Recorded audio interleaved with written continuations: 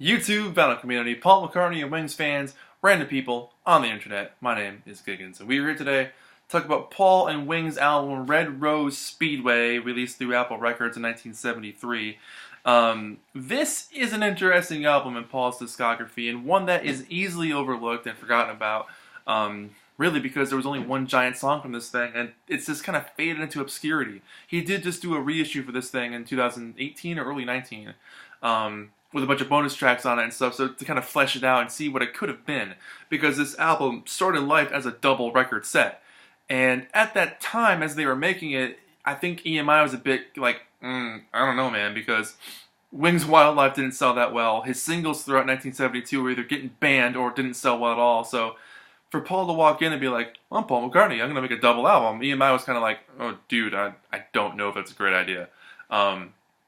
So, who knows if Paul was like, you know what, let's just make it a single album. Or if EMI was like, you know what, let's just make it a single album. Regardless, they pared down the songs. I guess Paul pared down the songs he thought were best and made this album out of the whole thing. Apparently, Denny Laine was a bit disappointed because he wanted more of the rockers on this thing than, some of the more kind of laid-back kind of tracks. It is sort of a mixed bag of ideas and, let's give it a tries. It definitely shows the band growing. The hard part of being a new band, and especially in the position that Paul was in, where he had the ability to record his new band, you see all the hiccups, you see all the ups and downs, you get to hear all the time, they're growing pains. You get to go through all that as a listener, whereas with other bands, including the Beatles, that kind of stuff wasn't there in the early days because they had worked all that out on the stage. So by the time they got to make a record with Please Please Me, they had kind of worked out the kinks. With this band, which was still changing members, the kinks were on display. You got to hear them grow as a group. So in one sense, that's fascinating. To have that as a document is actually really damn cool. On the other hand, it makes for the listening experience to be a little awkward because you're kind of taken on a journey of a lot of ups and downs and kind of jams as a band figures out how to make an album together. So it's Paul trying to be Paul, and it's the band trying to put their stamp of themselves on it, but with Paul's approval, and even trying to dictate what the other guy should do. So was it a band? Yeah. Was it not a band? Kinda. Who knows? It makes for an interesting listen, put it that way. So it's loose, it jams, it's got some fantastic moments on it. Is it his best album? Hell no. But is it really good? Yeah, it's got some great moments on it for sure. It's also fascinating that he was, at the end of the Beatles, he was lead sled dog here. He was basically running the ship, writing some of the best songs he ever wrote.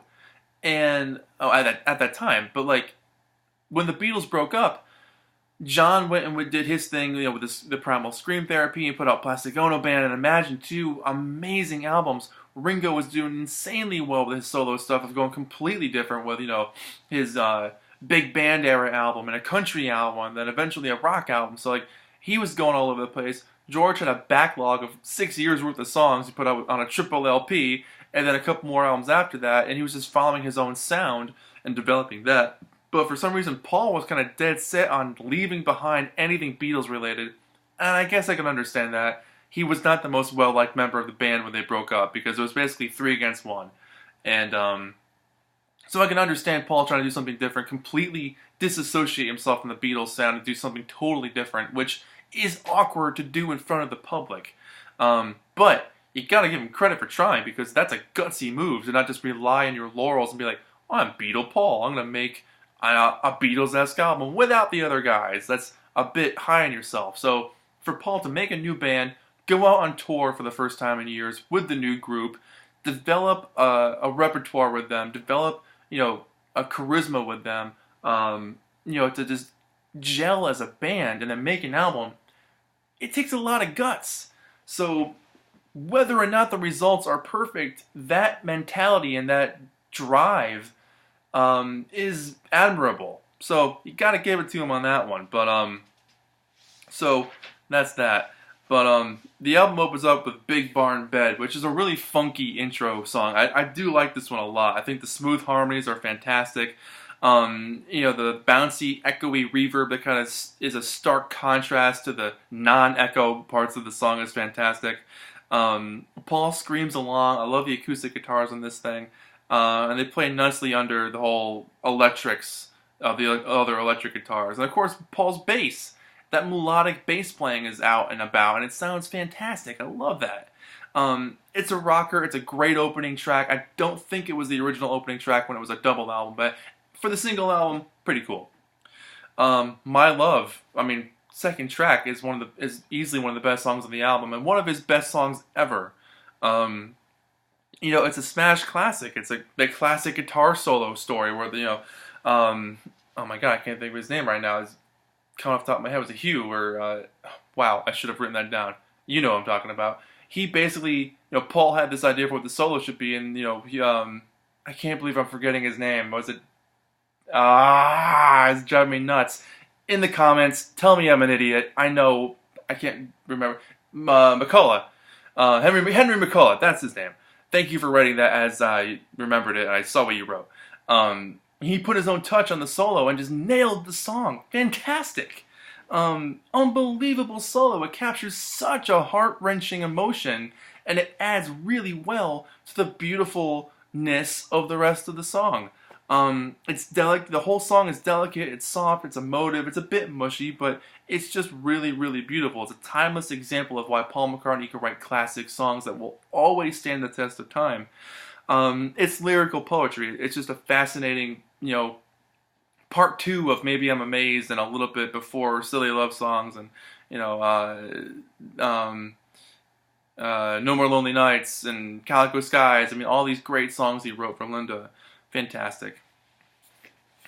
I do want to open this up a little bit because as I'm looking through it, I'm remembering parts of the story here. Like when they did the album jacket in America, record stores, I guess, or the companies that were pushing this thing in America were worried that because Paul's face is a bit obstructed with a rose in his mouth, people might not know it was him. So they put the sticker up top that said Paul McCartney and Wings with all the songs on it. So fun fact about that. But they actually brought this bike over from America for the photo shoot for just that one day to rent it, just to take a picture in front of a motorcycle. So who knows? Get on the Right Thing. This is rocking. It's funky. It's got some good shanty vocals throughout this thing. My only question about it is, what the hell does it mean? What is it all about? Like, am I reading too deeply into this track? Because for me, it just sounds like a jam. And maybe that's all it is. Maybe it's just meant to be kind of a loose, fun, hangout time jam. Musically, I do enjoy it. The overall happy nature, the fun vibe. You can tell they were having a good time while I recorded it. The backward bits, the feedback bits, I think are cool. But I just don't know what it's about. Like, what is this song about? Just getting on the right thing? Is that it? Tell me. You tell me. One More Kiss. Is that the next one? Yeah, One More Kiss. It's a pleasant little, almost country-ish number. Some great guitar licks on this one. I like the chords on this as well. They kind of bounce along. The song is a little bit more reflective, a little bit more optimistic, and a little bit sad, but I kind of like the breakup of the textures that you get on this song. So 4 songs in, you've got 4 very different sounding tracks, which I think is pretty cool. So there's nothing about this that's the same at all, which you get your money's worth so far. Little Lamb Dragonfly. I really like the acoustic intro on this one. For me, it reminds me of Rock Show from Venus and Mars. It's got that kind of same flavor. It almost sounds like an Abbey Road track. Like, it almost sounds like it could have fit on that thing. Like, if the rest of the guys, John, George, and Ringo were on it, I think it could have been a really good Beatles song. The heavier vocal moments on it are great. It's got some breezy moments. I really think it's one of the best on the album. I really like the call and response bits on this one too. Fantastic song. It's easily one of my favorites here. Single Pigeon starts off side 2, and it's Paul and his piano there. And another song about birds in his career. Bluebird, blackbird. He writes about birds pretty often. But I like how it builds up. I like the horn parts on this for sure. The energy and the vibe on this one I think is really cool. It's a short track, but it covers a lot of ground in that time. It definitely sounds like something that could have been on Ram, which I think is great. When the Night is the next track on here. And I like that I have the songs in the back and can kind of peek at me. Oh yeah, When the Night's the next one. Cool guitar work on this one here. I'm digging the sort of 50s-ish feel that it's got. And the delivery for vocals and music alike. A couple of chords remind me of "Summertime," the Gershwin song, which I think is interesting. But overall, pretty enjoyable track. I love the background harmonies on this one too, and the piano. This one for me is kind of like a lost gem in the early Macca years of solo-ness. I love the yelling at the end too. I think is really cool. But this track in particular sounds like it is a little bit more forgotten in his discography. Loop, First Indian on the Moon. This just sounds like a jam. This sounds like they're having a good time. They're hitting some weird sound effects that, kind of caught their ear, and they were like, this sounds like it could be an Indian on the moon. This could be a cool spacey track. And it sounds like you're getting transported to the moon. It's a little bit eerie. The bass is amazing. The bass is really rubbery and bouncy, which I think is just great to show off his playing, because Paul's one of the best, most melodic bass players of all time. It's a really cool jam. Did they have another song that could have filled in here with better lyrics or with lyrics or whatever? Yeah, probably, but interesting nonetheless. And then you get the medley. This is no side 2 Rubber Soul, Abbey Road. But it's interesting. You get Hold Me Tight, and it's a bit repetitive. Like, we get it. Like, he sings Hold Me Tight like 100 times. And then it goes into Lazy Dynamite with more repetitive stuff about being Lazy Dynamite. So, we get it. The lyrics don't really go anywhere for me on this one. And musically, it doesn't really strike any new ground either. It's not very exciting. The build-up does get to Hands of Love. I think is kind of cool. That song's kind of cute. Some actual words here, which is nice. But I think the old-timey cartoon section, cartoony horn section, I think is fun. And the vocal duo with Paul and Linda is great. I think that part's fantastic. Power Cut slides in with kind of a piano and bass feel. And again, more lyrics, so I'm kind of scratching my head being like, what the heck is this about? Cool music, but it almost feels like it was one of those, like, this feels good to sing. Who cares what I'm singing? It just feels good to release this out of my vocal cords. I do like the chime solo. I think it's a bit unique. And vocally, it is interesting. It's fun to listen to, but it just feels kind of directionless. It's not terrible, but it's kind of like, where are we going here, man? Like, the George Harrison-esque guitar solo, the slide solos, I think, are fun.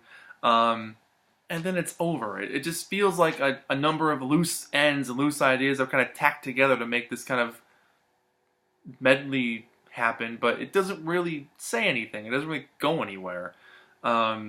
It leaves you feeling a little bit disappointed. You're kind of like, man, I wish there was more to this. I wish it was a little bit stronger to kind of drive home this medley. Like, if you're going to put a bunch of songs together, kind of have them flow. Like, this is the same guy that helped write A Day in the Life, and the same guy that helped write Carry That Weight, and, redo Golden Slumbers, and write The End. I mean, this is the same guy, so it just sounds like it could have been better. Again, growing pains. Here's the back cover, and here's the braille for Stevie Wonder down there, which I thought was awesome. The Wings fan club is pretty cool.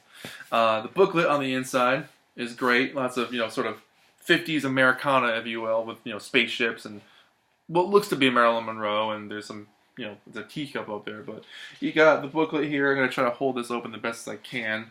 I don't want to break it because it's, old. But there's Paul shaving, which is, a cool picture to show that he can shave. Great live shots of the group from their 72 tour when they were playing colleges and universities across England. Just awesome. And some great shots of the band. It's a cool shot of Linda on the motorcycle. I'm guessing it's the same motorcycle from the front cover. Then you got Henry Riccolo down there. You got Denny Lane up there. And Denny Sywell on drums. Paul and Linda, of course. Some more live shots of the group hanging out. I love the imagery and the colors on this. It's really cool. There's some naked pictures in the back of, female models, so I probably can't show those on YouTube, but it's just a body. Come on, YouTube, get over it. So, let me show you the inside here. This is an actual original Apple label one. Well, Apple Records. There's no Apple on the label, but it's Apple Records. Red Rose Speedway. Whoops. And I do want to show you my other copy that I got when I was, I think, in high school. That is an 80s reissue. And at the time, I didn't know that. Because, that was, I don't know, I just didn't know. because solo McCartney wasn't like a easy thing to find at that time. But this is the early '80s reissue. It's got the barcode on the top, no braille on the bottom, nothing about the Wings fan club. But it's also on Columbia Records, so it's got, you know, the booklet isn't attached like it is on the 1973 version. They tossed the booklet in here, and I'll show you the label here. It's your standard early '80s Columbia red label there, with the Columbia in yellow circling around. So very cool to have both. It's nice to have in the collection for sure. Get that back in there. So yeah, that's it. It's an interesting album.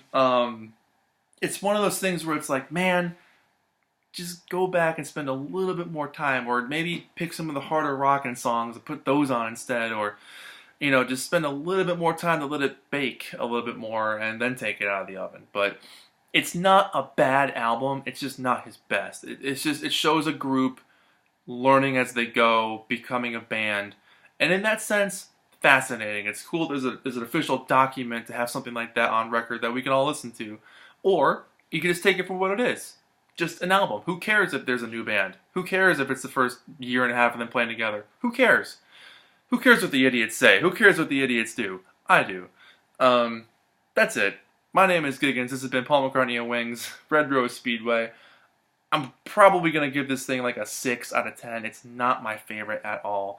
But there's cool moments on here, and I do like hearing the development of the band because of what came next. They made Band on the Run next. Holy crap. Amazing album. So you got to get through this kind of stuff to get to the good stuff, which is any band ever. So, you know, with that said, Paul McCartney and Wings, Red Rose Speedway.